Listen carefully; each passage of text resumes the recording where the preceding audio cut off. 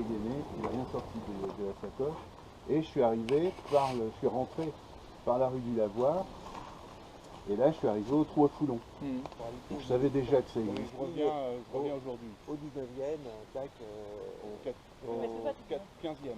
15e, pardon. Dans la même place. Dans cette époque-là, vous aviez le berger avec ses moutons, celui qui s'engage, celui qui s'intègre à l'aide. Il n'y a pas d'autre raison.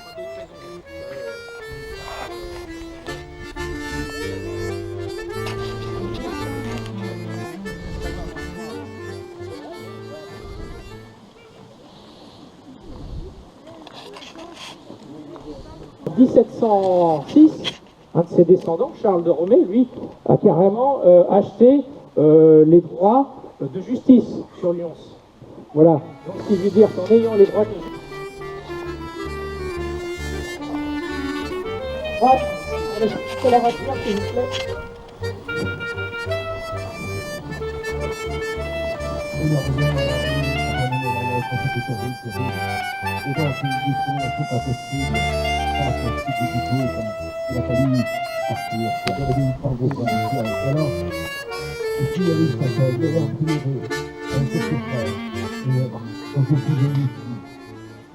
Il commence à s'énerver, frappe l'Américain. Il tombe, il est complètement en sang et ça commence à dégénérer très vite. Et là, il tue froidement quatre soldats.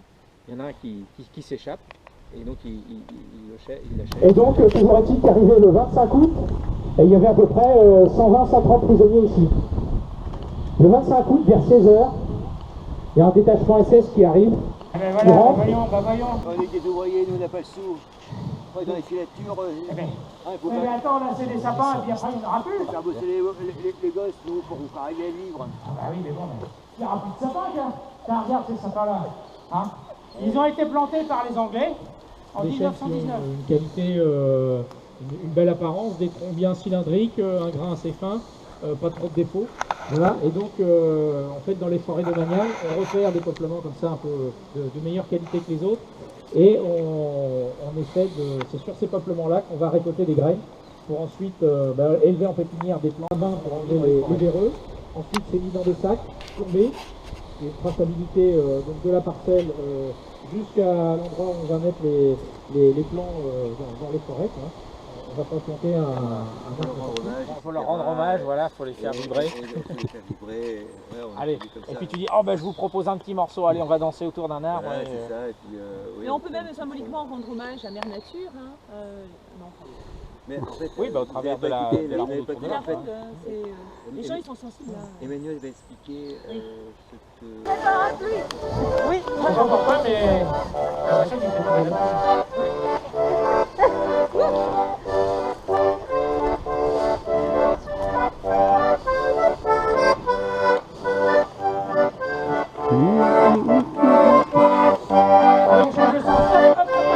On change de sens.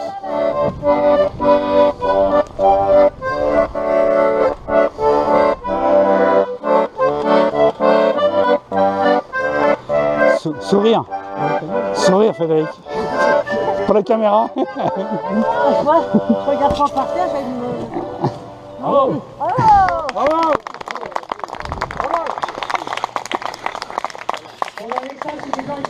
Bonjour messieurs, dames.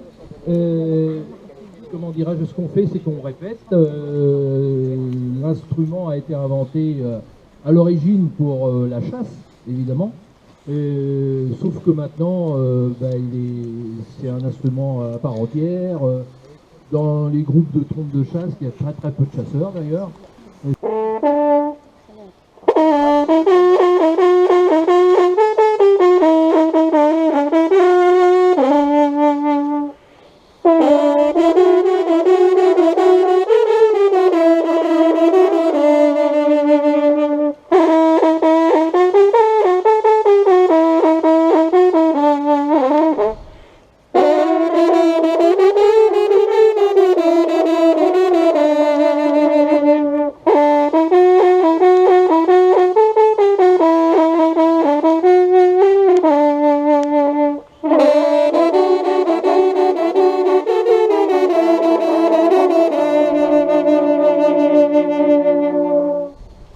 de gentilshommes s'étaient attardés entre deux chemins pour faire souffler leurs chevaux. Et d'un seul coup, ils entendirent les chiens aboyer venir vers eux. Donc ils firent attention, et d'un seul coup, ils virent le cerf arriver, la langue pendante, vers eux. Et il y en a un, les quatre, ils étaient quatre, ils dirent on va essayer de retarder pour se faire bien voir du roi. Il y en a un qui a pris sa trompe, accrochée à son cou, et il l'a lancé dans les bois du cerf à son passage. Évidemment, le cerf ne s'est pas arrêté, et il a continué sa course avec la courroie qui lui pendait entre les bois, on dit les bois. Hein. Et le cerf, voulant se débarrasser de l'instrument, fit si bien en haussant et en baissant la tête, comme fait un cheval, le bout de la trompe est rentré très fortement dans l'un de ses naseaux et il resta fiché très profondément. Et le cerf, évidemment, qui commençait à être fatigué, commençait à souffler et il a continué sa course tout en jouant de la trompe pendant tout le reste de la chasse. Ce qui fait que ça a causé sa perte, parce qu'en moins d'une heure, il a été rattrapé par les chiens, il a été arrêté, piqué par le roi et tué, bien évidemment par le roi, par la main du roi. Voilà, voilà le fait. Si vous ne me croyez pas, allez voir les gens du village, ils vous raconteront.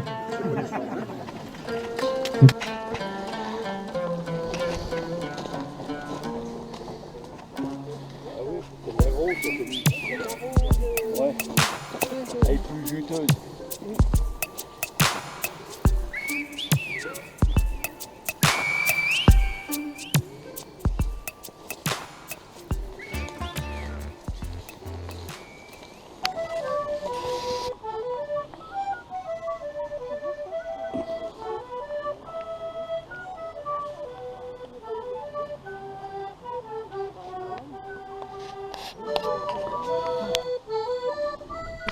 Alors, ce chemin-là servait principalement aux gens qui n'avaient pas de vélo, pas de moyen de locomotion. Ils descendaient à pied.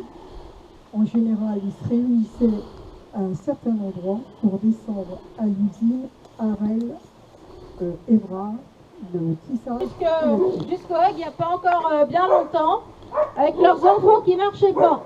Donc vous allez voir qu'est-ce qu'ils faisaient. Je passe le micro. Alors, Ginette, faut que tu marches. Bon, c'était en fin d'après-midi ou le midi. Donc, il faisait 3 fois le tour du calvaire. Oh non, c'est dans le sens des aiguilles d'une montre. Alors, attendez, on va mettre un ruban. Ici, à cet endroit, c'était le ruban. Mais si vous allez effectivement au Calvaire de Saint-Adrien, par exemple, sur la route de Morgny, c'est un endroit vraiment sympa. Vous verrez des petites perspectives actuellement.